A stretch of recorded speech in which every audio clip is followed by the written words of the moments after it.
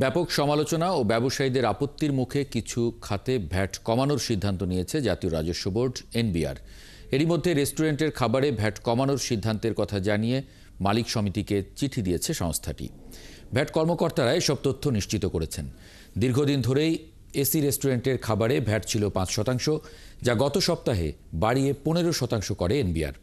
এ নিয়ে তীব্র প্রতিক্রিয়া দেখায় ব্যবসায়ীরা। এক চিঠিতে তাদের শান্তি বজায় রাখার আহ্বান জানিয়েছে এনবিআর। পাশাপাশি ভ্যাট আদায় বাড়াতে সহযোগিতাও চেয়েছে। আর ওষুধের বর্ধিত ভ্যাটও বাতিল হতে পারে বলে জানান কর্মকর্তারা। গত 9 জানুয়ারি ওষুধের ভ্যাট 2.4% থেকে বাড়িয়ে 3 করা হয়। এছাড়া আইএসপি সেবায় আরোপিত সম্পূরক শুল্কও বাতিল হতে পারে। সম্প্রতি এই খাতে 10% সম্পূরক শুল্ক আরোপ করা হয়।